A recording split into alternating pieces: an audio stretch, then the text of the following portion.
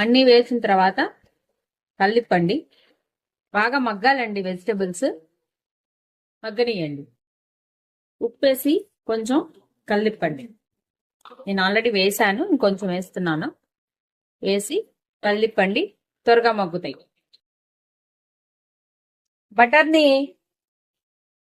బటర్ని మనం ఇట్లా liquid form లో కరగబెట్టుకొని ఉంచుకోవాలండి.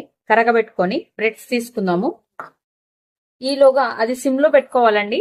మనం చేసుకున్న స్టఫ్ సిమ్ లో పెట్టుకోవాలి. బ్రెడ్ తీసుకుందాము. దీనికి బటర్ రాయండి. శాండ్విచ్ బ్రెడ్ అండి ఇది వాడేది. శాండ్విచ్ బ్రెడ్ తీసుకోవాలి.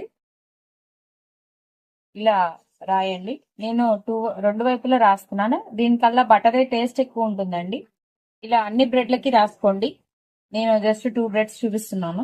మీరు ఎన్ని స్లైసెస్ అయితే కావాలనుకుంటున్నారో అన్ని స్లైసెస్ కి బ్రెడ్ బటర్ రాసుకోండి. ఇట్లా నేను 2 బ్రెడ్స్ మాత్రమే చూపిస్తున్నాను. ఇలా బ్రెడ్ కి 2 వైపులా బటర్ రాసుకోవాలి.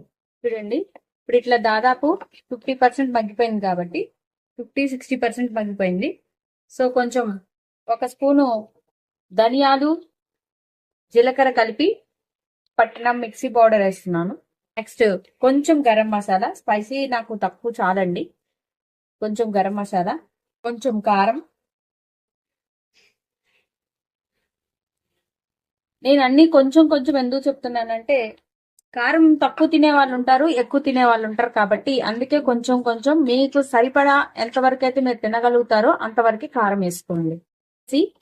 కలిపి మళ్ళీ ఫ్యూ మినిట్స్ మగ్గబెట్టండి.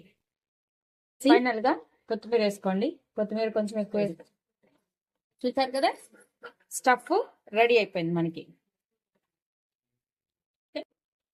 తర్వాత ఏం చేయాలో ప్రాసెస్ చూద్దాం.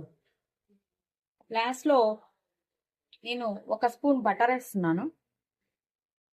జస్ట్ ఒక 1.5 స్పూన్ బటర్ టేస్ట్ కోసం వేసి ఒకసారి మళ్ళీ కలిపండి.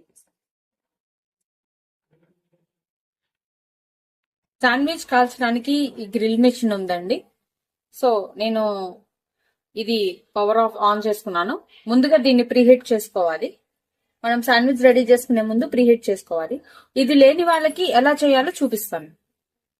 హీట్ అయ్యేలోపు ఒక బ్రెడ్ స్లైస్ తీసుకుందామండి. ఇందాక ముందు వెనక బటర్ రాసా కదా, స్లైస్ తీసుకొని మనం తీసుకున్న స్టఫ్ అనేది దీని మీద స్టఫ్ చేసుకోవాలండి. ఓకే, ఇలా స్ప్రెడ్ చేసుకొని దాని మీద ఇంకో